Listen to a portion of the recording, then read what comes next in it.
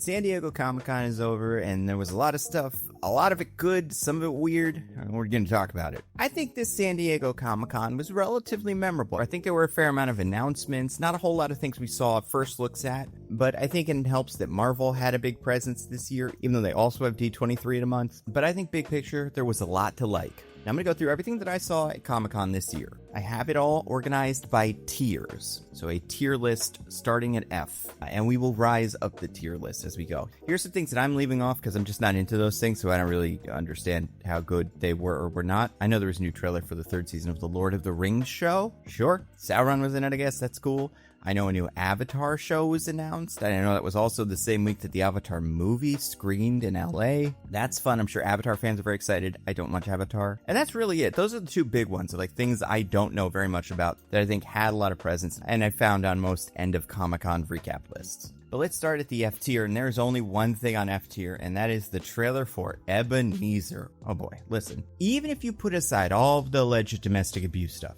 which I don't think you should, but even without that, this trailer is terrible. Because for whatever reason, Ty West, the person who gave us the Maxine trilogy, person who directed an episode of Widow's Bay, for whatever reason, his next project is a Christmas Carol movie. Fine. We make one of those every so often. I think they can be fun. Obviously, we nailed it with Muppets Christmas Carol, but there's also Scrooge. That's fun. I'm fine with recreating the classics every so often.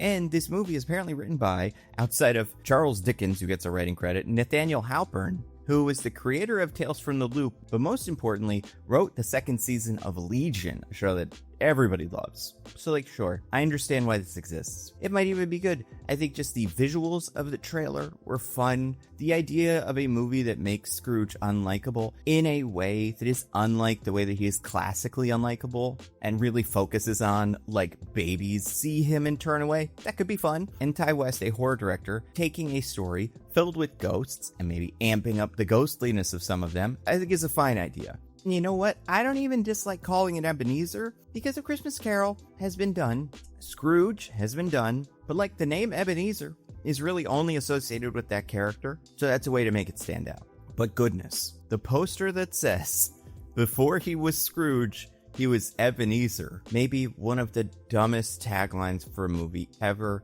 and it only gets dumber the more you think about it. Because traditionally in A Christmas Carol, he's Ebenezer Scrooge the whole time. That's just his name. That'd be like if the Michael Jackson movie was called Michael, which it is, and the tagline was, before he was Jackson, he was Michael. What would that even mean?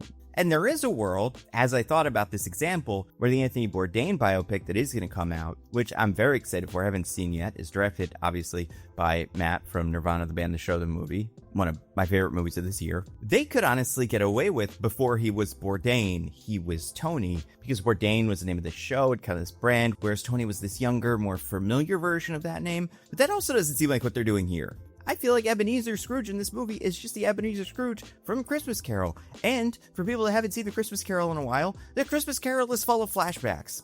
The Ghost of Christmas Past goes back to see the before he was Scrooge, he was Ebenezer. Ebenezer's origin is in every single adaptation of A Christmas Carol. I know people say it a lot, and maybe it's just that I'm getting a little older. But so many movies and shows feel like they are shows in the background of another movie or show. A fake show made by the 30 Rock cast, or being made on Entourage, or The Studio, or one of those. I can't this week, Liz. I'm busy doing a sexy new remake of The Christmas Carol with Johnny Depp. Before he was Scrooge, he was Ebenezer. But then, that's not enough. The trailer, which again is fine in terms of it's this character walking around making faces at people going, I'm mad. And again, put aside all of the alleged domestic abuse, all that, because like I said, the most embarrassing part of this trailer is a line that I don't think I'll ever be able to forget. And it is presented as a series of titles throughout the trailer. He brought us Jack Sparrow, Edward Scissorhands, and the Mad Hatter. This Thanksgiving, the Master of Misfits returns. According to this trailer, Johnny Depp is the Master of Misfits. And that is what they're using to sell this movie. Which is right up there with a From the Twisted Mind trailer card for a director. But I think this is even worse. Which is stupid because first, that phrase would suggest that he is returning from something. He has been gone for a while. And if you think about it for a second and go, what was the thing he was returning from? It's like, oh, right, that. So they're reminding you in the trailer for the Ebenezer Scrooge movie of his incredibly public trials, ones that he did not come out of looking good.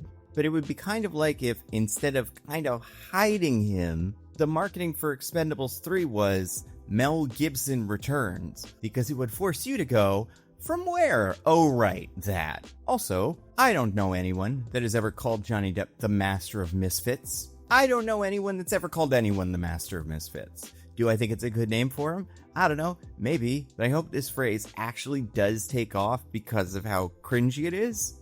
And it's like on his tombstone, here lies Johnny Depp, the Master of Misfits. But then, my third problem with it, those other three characters that are names: Jack Sparrow, Edward Scissorhands, the Mad Hatter. Jack Sparrow is an eccentric drunk. Edward Scissorhands is a weird little robot boy. And Mad Hatter is an insane guy who dances in that movie. And people got really excited about that. Those movies made so much money. It baffles me. But like, Scrooge is not that. Scrooge is just a rich jerk. And like, I think there's totally something valuable in a story about a rich jerk realizing that he's being a rich jerk and stopping being a rich jerk. But the idea that he is a misfit, the same way that like Edward Scissorhands is a misfit, it's like, no, he's just greedy and mean. And it's because of all the things that happened in his past that tries to humanize him, but still, like, he's just a guy. So I don't even think the Master of Misfits is a great way to describe this movie. He's in a lot of makeup. He's the master of makeup. And I will say, like, this movie has a big cast. Sam Claflin, Ian McKellen, Daisy Ridley, Andrea Riseborough, Rupert Grint, Tremel Tillman, all showing up in this thing. So I wouldn't be surprised if this movie turns out to be a hit, regardless of everything that Johnny Depp has done up until this point in his life. But this might be one of the most embarrassing trailers I've ever seen. On its own, F Island. Next, D tier. This is a simple one. The D stands for DC. What happened? We got nothing this year at Comic-Con for Man of Tomorrow or The Batman Part 2. Now, I'm more sympathetic to The Batman Part 2 because we've not seen anything from that movie. It just started filming. It's not coming out until 2028. And 2, there will be another San Diego Comic-Con and 2 New York Comic-Cons between now and then for them to make announcements and get attention and do all that cool stuff. And I think they should, because I think fans are really excited about The Batman Part 2. But like, I understand why they weren't there. Man of Tomorrow opens in less than a year. We've seen a couple of illustrations of Superman and Lex Luthor. We saw a promotional picture of Lex Luthor in the war suit that looked very good. There's been some filming going on in public, but besides that, we have very little to work with on this Man of Tomorrow movie. Now, I don't think if the movie doesn't make it to Comic-Con, that means it's bad, obviously. But I think in a post Supergirl being one of the biggest bombs of all time, DC needs to remind people what they like about these movies, and it seems like they have some options. They could show us the first look at Brainiac. We haven't seen him yet. We could see the first official look at the new Man of Steel costume. Maybe it's not that different, but we could see some sort of official image. They could bring the cast out. They could officially tell us who Adria Arjona is playing.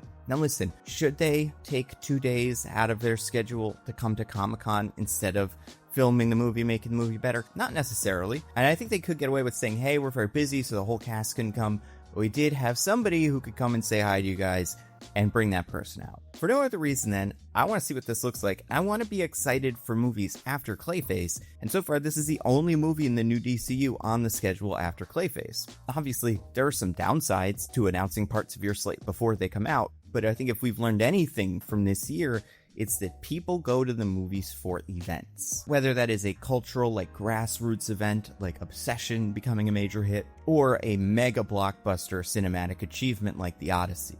And I'm not saying Superman won't feel like that, but I'd like for it to be in those conversations now, so in a year, people are excited. Remember, Odyssey IMAX tickets went on sale a year before the movie came out. Does every movie need to do that? No. But I think it really helps to set those expectations early so people are excited in the future. And to be fair, I'm not surprised that the Warner Brothers movie that is currently in production may be in a little bit of trouble, considering Warner Brothers is in the process of being acquired by a company that might not want to finish making James Gunn's Superman movie. We don't know that for a fact, and the acquisition keeps getting stopped. But it may eventually happen, and that kind of uncertainty is always bad for these things. But alright, that's D. Don't want to spend too much time on it. I would have liked to see some Man of Tomorrow stuff. Honestly, I'm kind of surprised we didn't. I got 3 in the C tier. These are the 3 that I have the least to say about. So let's blow through them. First, the movie Mayday. I like John Francis Daley and Jonathan Goldstein a lot. I really enjoyed that Dungeons & Dragons movie. So I am looking forward to this movie enough There's nothing about the trailer that I think really grabs me, and their Comic-Con panel wasn't that exciting.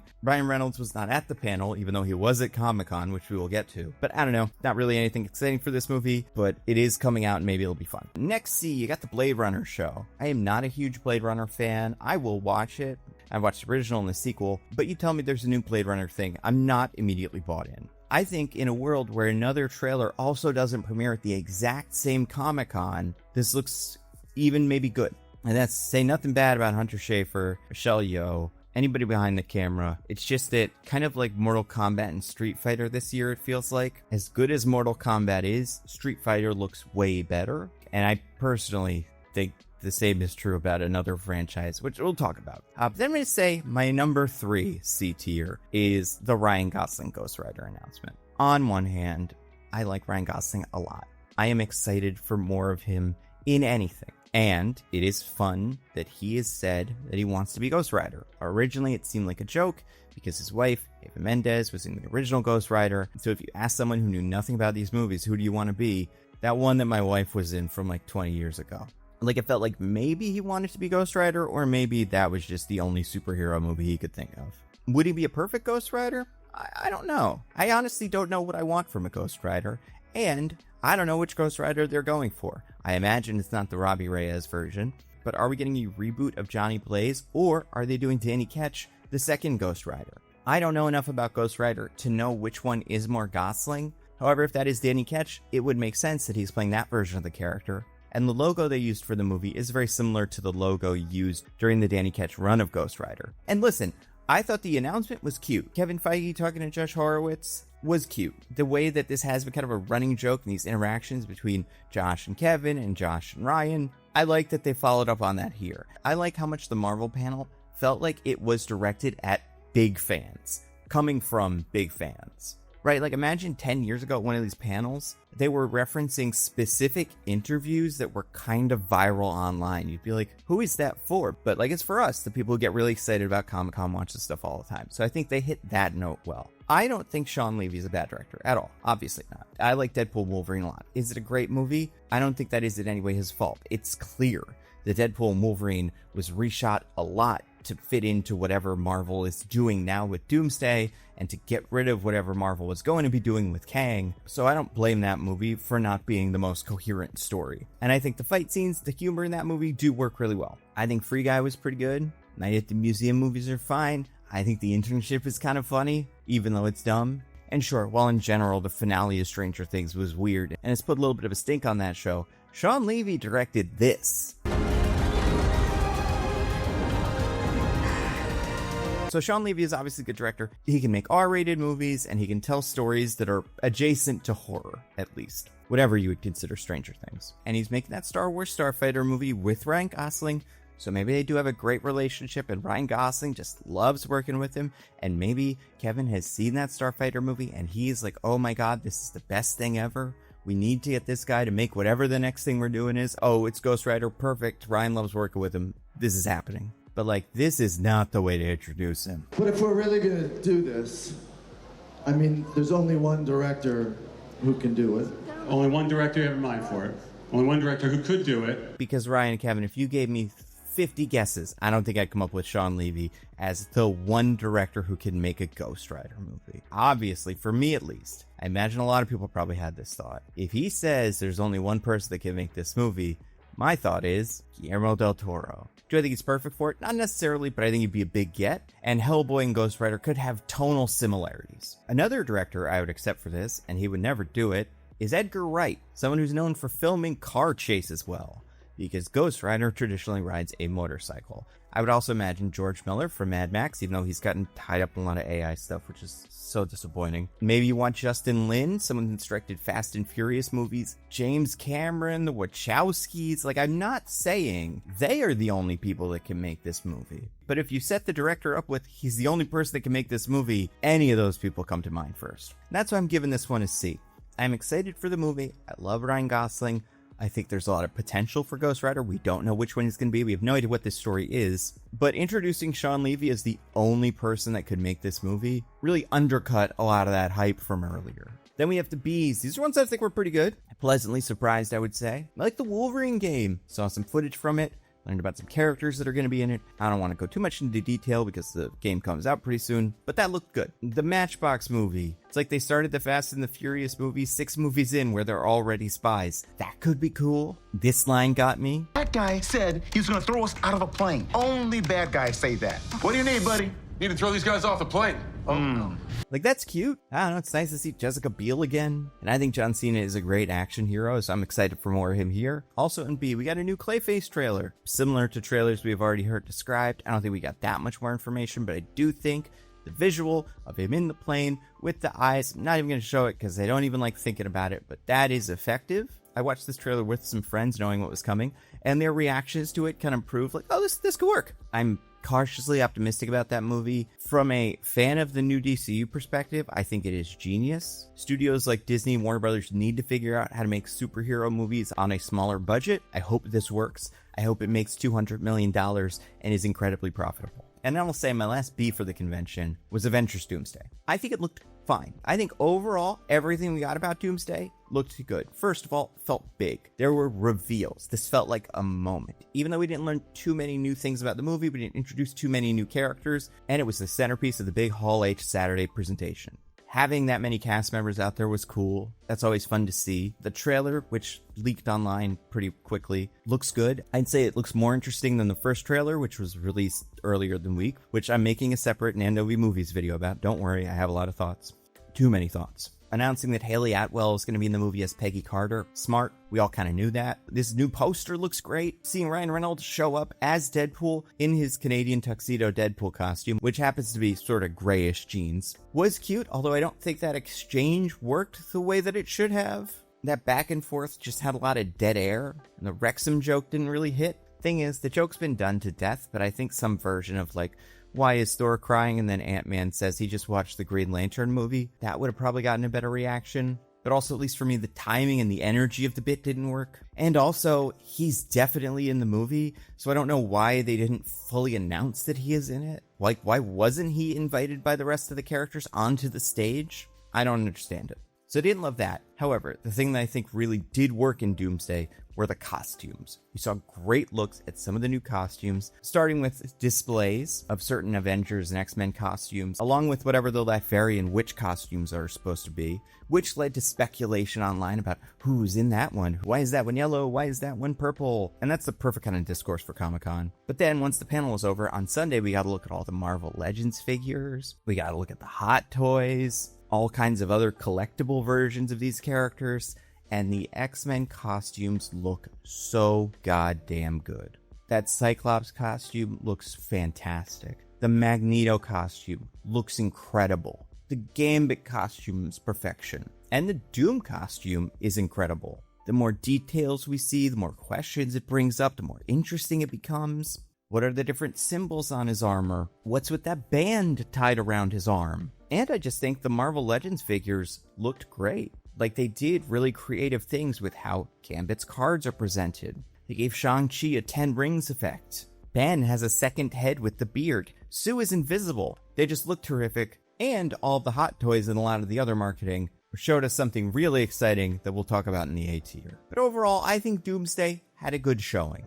Not incredible, but definitely not bad. Now let's talk about A tier. These are guys I think came out looking very good. A lot of these are projects I was not really interested in, was not expecting much from, and they gave us some really exciting moments. Like first, this Spaceballs panel, Rick Moranis getting showered with affection. Somehow Palpatine returned jokes. This panel reminded me of how funny the original Spaceballs movie is, and if this movie can even capture half of that magic, it's going to be a great time. Another A tier, the trailer for Neuromancer. So this is what I was talking about when I was saying the Blade Runner trailer looked fine until I saw this. Now, I have not read Neuromancer. I know it is one of the big sci-fi novels that influenced everything that came after it, but just looking at the trailer and looking at the similarities between this and Blade Runner, they're both TV shows, but Blade Runner looks like a TV show and this looks like a movie. Maybe it has something to do with the editing. I don't think it's because Callum Turner is a bigger star than either Michelle Yeoh or Hunter Schafer. I think there's just an energy that this has that is exciting and new. Can both of these dystopian sci-fi shows exist at the same time? Of course, but it's hard not to compare them, especially since I believe the trailers came out on the same day. Last day, X-Men 97 had a clip from season 3 that leaked online in very good quality, and it showed the Brotherhood of Evil Mutants fighting a Sentinel. And I want to use this as the point where I say, what a year for Sentinels. The big, usually purple mutant hunting robots were in so many things this year. The Wolverine game has a Sentinel, and it got a Sentinel display at Comic-Con. Avengers Doomsday apparently has Sentinels. It got a different Sentinel display at Comic-Con. Marvel Legends is making a made-to-order Marvel vs. Capcom 2 Sentinel. And then we're seeing that in Season 3 of X-Men the Animated Series, we're getting even more Sentinels. Giant robots are cool, and I'm glad that we are done with the Days of Future Past versions of Sentinels, which were creative and worked for their time, but I feel like we're past that. And Sentinel's stock has never been higher. And then my 3 S tiers. So these are the 3 things that I think won Comic-Con. And they're all different. We'll start with maybe the simplest. David Johnson Black Panther is perfect casting. Having just done a little bit of a Cooper Hoffman rewatch because he might be one of the X-Men. And yes, we didn't get any X-Men news, but it does seem like they're waiting until after a certain movie releases so they can tell us about it at D23 in a month or whatever. Plus, the X-Men movie isn't going to come out until 2028, so I don't think we need anything from it here. But rewatching The Long Walk with Cooper Hoffman reminded me that Daniel Johnson is so damn good in that movie. And that, coupled with his performance in Alien Romulus, made me go like, oh my god, this guy's gonna be an enormous star. When is his superhero movie gonna come? Maybe he doesn't want to do it, and that's fine. I respect that. But if he wants one, it is just a matter of time until Hollywood finds a place for him. Now, we knew they were making a third Black Panther movie. There were even rumors that Denzel Washington, who was apparently in the movie, was spotted in San Diego, even though nothing seemed to come from that. But I don't think anyone thought that the casting of T'Challa Jr. in Black Panther 3 was really up for grabs, considering concept art suggested that Damson Idris was going to be the new Black Panther. And while that wasn't necessarily official, it sure looked official, and it made enough sense. If they were going to pull a version of T'Challa Jr. from another universe, or if Kang is going to shoot him with the time gun, an older version of him being played by Damson Idris worked. There was also the possibility that the same child just continued to play this character in the future. But because of how much sense both of those options made, no one was thinking, is David Johnson going to be the new Black Panther? He has exactly the right energy you want from someone taking over this role, even though technically it's not the same role as Chadwick's character, but still taking up the mantle of Black Panther, and especially as an actor who was not connected to this franchise before, it carries a lot of weight, and it seems like David's got a lot of humility. And I think people are really excited to get another T'Challa and for David to get his big moment. Besides that, seeing Coogler was nice. It's great that he still makes these movies. Apparently Black Panther 3 is coming out December 15th of 2028, so more than 2 years from now. I like that this is also apparently filmed on larger format celluloid film, which doesn't necessarily mean IMAX, but especially seeing how great Odyssey did. I like that Marvel is going to commit to trying to do something like that, even if they end up labeling it as Infinity Vision or whatever that is. But either way, the David Johnson news came out of nowhere. It was very exciting. It's the kind of thing that we didn't know we wanted until we heard about it, and then we were like, oh my god, how did we not all see this coming from a mile away?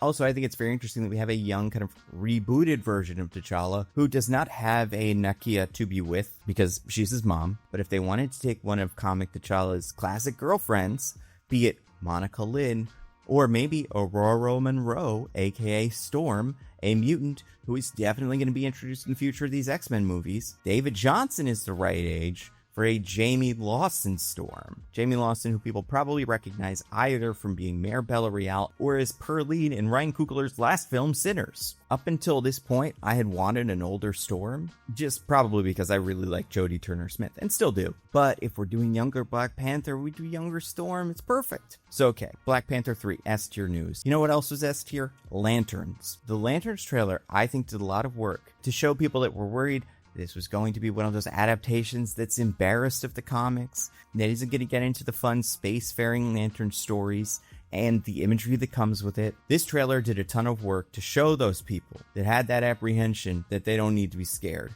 This show is going to be very Green Lantern. There was going to be at least a little space traveling. Sinestro is a character who is named Sinestro, who is just in jail. We're going to talk to him. Hal is going to wear the Green Lantern costume and it's going to look good. We're going to get Guardians potentially taking the form of regular people, because I believe it was announced that Laura Linney was going to be playing one of the Guardians. But then also the show is going to be about shape-shifting aliens hiding on Earth. So it is going to be an alien story, and it is going to feature the Manhunters, which I think could be a really interesting contrast to the Lanterns, because one of the problems people have with the Green Lanterns is that they're space cops, and cops aren't incredibly popular these days. But now you have Manhunters, who are the original Green Lanterns, who went bad. They can be the actual cops, and this current group of Green Lanterns can function more like detectives, maybe closer to like first responders, but we can create that contrast by being really explicit with what the Manhunters represent. Also, I think it's funny, looking back now, that there's like only two kinds of movies in the new DCU. It's either stories about the biggest, meanest, most evil guy, or stories about a secret, shape-shifting, body-snatching enemy that's taking over.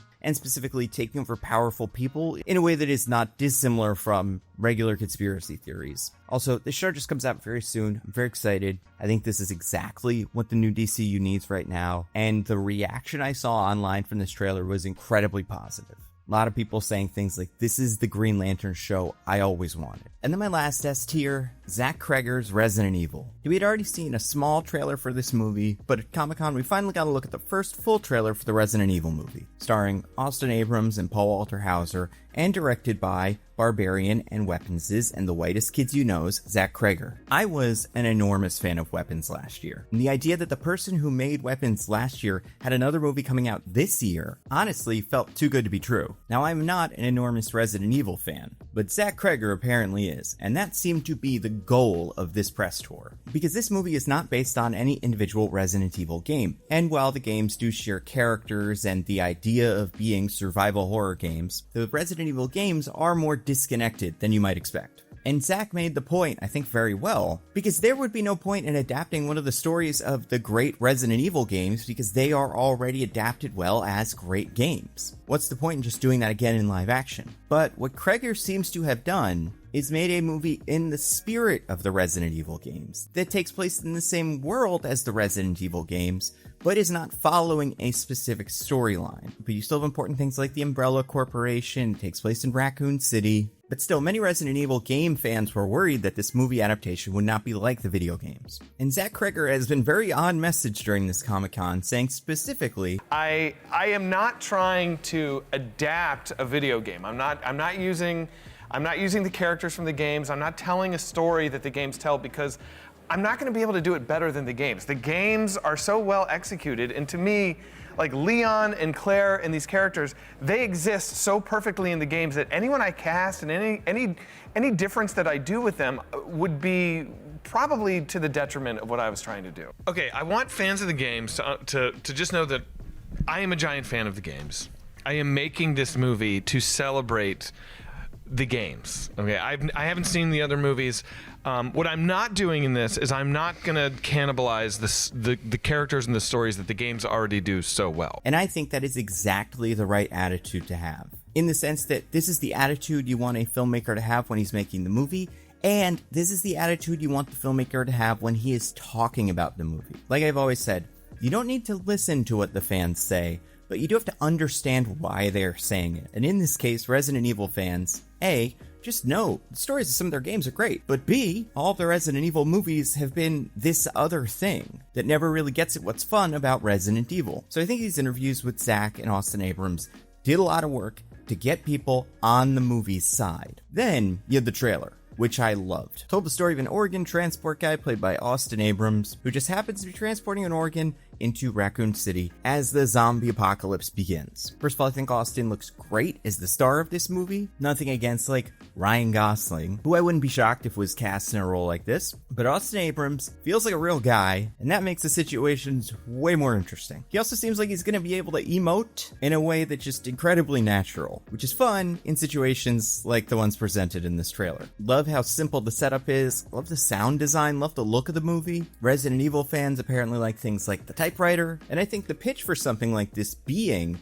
you're taking a survival horror game and adapting it into a survival horror movie, and the way we're going to do that is by having the characters do the things that you need to do in a survival horror game, like find a gun, look for bullets. That feels like it's going to be incredibly compelling, and unlike a lot of the Resident Evil movies that have happened as of late, very simple. And I, like Zach Kreger, have not seen more than one of those Resident Evil movies, so I don't really know what's going on. But it feels like the kind of situation where this is the movie this franchise needs. And it looks like it is a story that has not been told in the Resident Evil universe yet, but totally can have been told in that universe. It is going to fit into the universe. And if there's people here that are bigger fans of the games and are able to say, well, actually, no, it's not because of this thing, then there's that, I guess. But I don't know those things. I'm just a very surface level fan of these games who knows the fourth one is the best one, has mostly seen footage of the new ones by way of Donkey playing them, and remember that one of them had a big giant lady, and that was cool. But like for me, average cinema goer, I think this movie looks great. It opens very soon in September, which I'm very excited about. This has been a really, really, really good year for horror movies. And I think this is the next one that could make a lot of money. And kick off a whole new series of Resident Evil movies that are both fun as their own movies and get people excited about the games in their own way. So that's my only other S tier. All in all, as a Comic-Con, it was fine. None of the big studios were perfect, but none of the big studios were terrible either. It was strange that we were missing some things, and there was obviously one big disaster. But besides that, we had some fun reveals, some great trailers, and of course, so much X-Men, including so many Sentinels. And last thing, and, listen to this bit because it is important, very important to me. I've been talking a while about the Nebula project that I filmed about a year ago, and I finally have an update. We're going to be releasing it as a short film. We're going to premiere it at the Holly Shorts Festival in August 21st of 2026. So less than a month. Then, once we're done with all the festivals, whenever we are able to, we will premiere it on Nebula. This is I don't know exactly how long it is, over 20-minute long short film I wrote, YouTube friend Patrick Willems directed, and Dave and Nebula put together an incredible team, like cinematographers, actors, crew, and made a short film that really looks great. It is called Power Trip, and unless you are at one of the festivals where it screens, the first place to watch this short, again, that I wrote, will be on Nebula. Nebula is a subscription streaming platform that I and a bunch of other YouTubers created. I upload all my videos early and ad-free, including this one. This was here on Nebula first. And then, like my short film, there's all kinds of stuff you can only find on Nebula. Patrick has made other short films. Lindsay Ellis makes video essays exclusively for Nebula. If you've watched the channel, you've seen me plug many, many, many of them. The show Jet Lag premieres on Nebula. Tom Scott's England series premieres on Nebula. It is an incredible way to support creators, and we're in the home stretch, so you will very soon be able to see this short film that I wrote and Patrick directed on Nebula. And a year of Nebula is already a steal at $60 a year. That's just $5 a month. But if you go to go.nebula.tv/TheNandoCut, you can get a year of Nebula for just $30. That is $2.50 a month. It is an incredible deal. It's a great way to support me and a bunch of other creators who either you already love or you are about to love. Again, it is go.nebula.tv/TheNandoCut. Stay safe. I'll see you around.